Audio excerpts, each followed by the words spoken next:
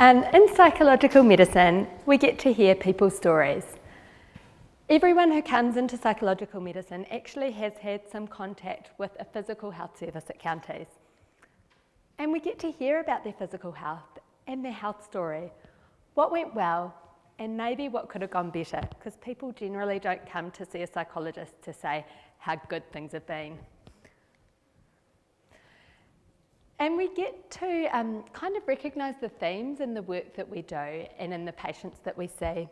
And often there's really common themes, and when we get together as a group and we talk about the kind of patients we're seeing, often we see similar things happening. So the kind of things that I often see are patients saying, I think I was just referred because I cried when I was in clinic, or I cried when I was in hospital. Or people saying things like, they said I was stressed, but no one told me how stress can actually create this chest pain that I'm having or the way that I'm feeling. And so as a service, we're always kind of wondering, what do we do with this information? How can we be sharing this knowledge and actually helping to inform those medical staff and doctors and nurses and allied health who are seeing these patients before they reach the threshold of needing psych med?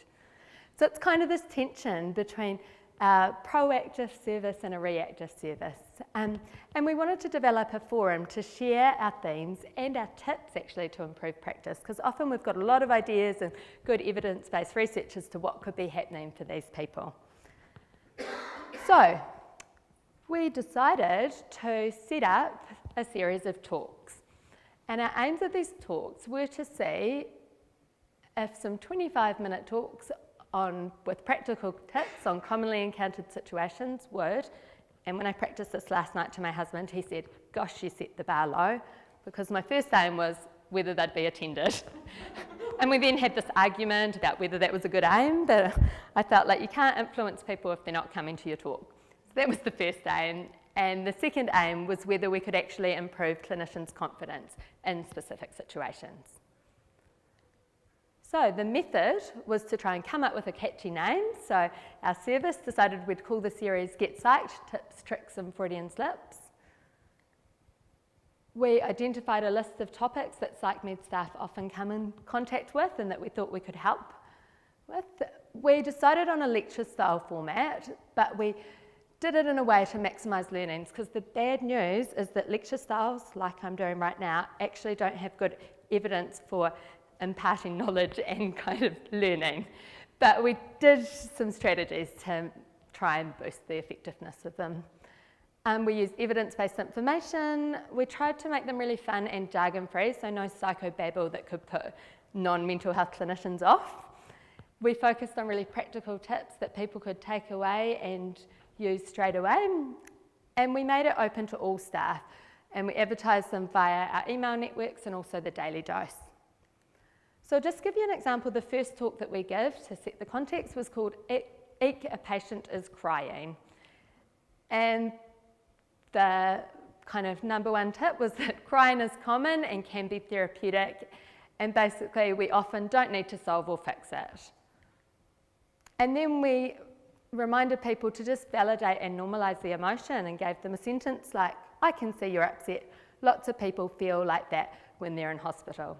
And I know this is the mental health round, so I'm probably preaching to the converted, but actually this stuff is quite revolutionary for some clinicians.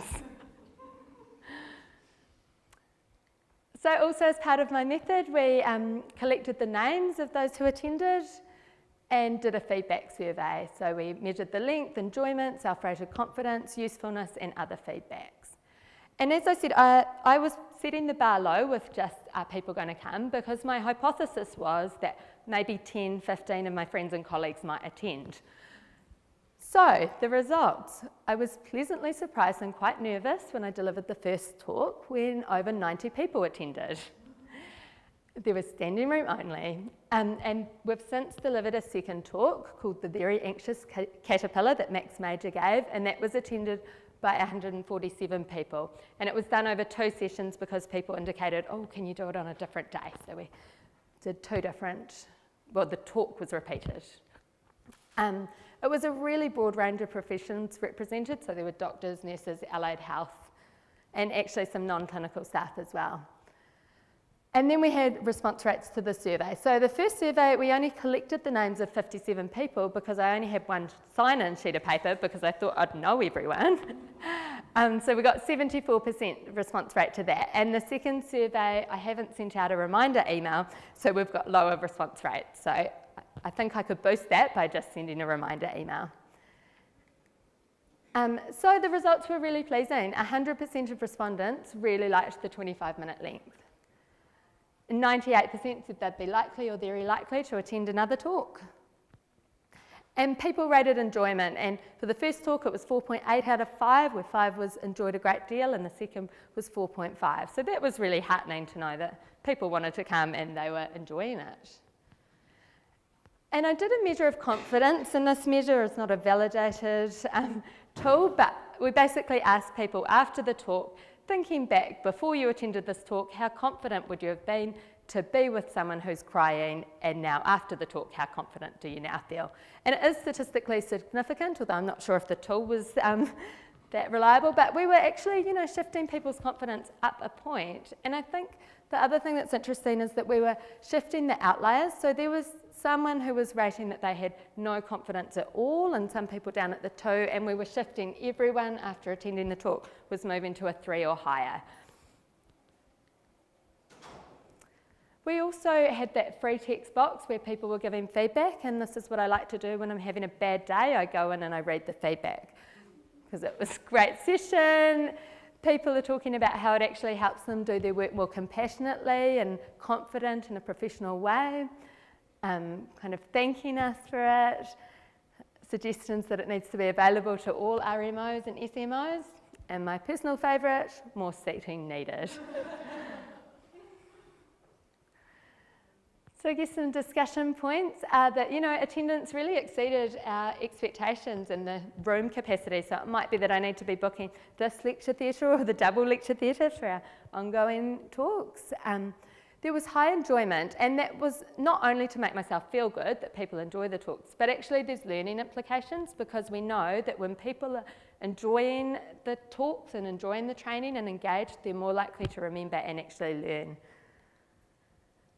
Survey results indicate that clinicians found it helpful in applying the tips, and actually nearly every week I hear from someone who said, oh, I used that technique, or someone told me that they'd been using this. So it's really affirming that actually this stuff is being put into practice. There was also an unexpected finding around staff personal development and wellness. So in the survey results in the free text box, people were saying things like, it's really helped me manage my own anxiety, I'm using this information for my personal life. Someone said that they'd been experiencing really bad panic attacks at work and now felt better able to control those. There's some challenges with the measures, I'm sure you can all see that, so we won't go into that. But actually confidence is considered a reasonable tool and does have some translation to real world. And we're not sure how long any effects are maintained of this, but we could measure it. So future directions, this is my last slide. We're going to have ongoing monthly talks because people are enjoying it and it seems like a good thing to do. We're going to make the presentations more available, put them on Pānui. There are 2 of them already there on our webpage. We'll look at videoing future talks, doing some blog posts, and having some emails to reinforce people's learnings. And I think it's kind of maybe changing the culture and making psychological medicine every clinician's business and giving them the skills to actually be doing some of this stuff themselves. There's been interest from the primary care sector, and also ADHB have expressed interest in poaching our staff or having us come along and give talks for them. There is some evidence that this kind of training can improve patient care, but we're not measuring that at the moment, so it's hard to tell. There's also evidence that kind of this training in psychological medicine can improve staff skills and reduce stress. This is in non-mental health clinicians. Oh, and then my last point was how important is this for counties? And at the moment, this is kind of driven by clinicians who are enthusiastic, and it fits around our core work, which is seeing patients. But actually, if we prioritise, is this something really important that we want to take forward, then we need to make the resources available so that it's easy to incorporate it into our core business. So I just want to thank our PsychMed team and all the staff who attended. Thank you.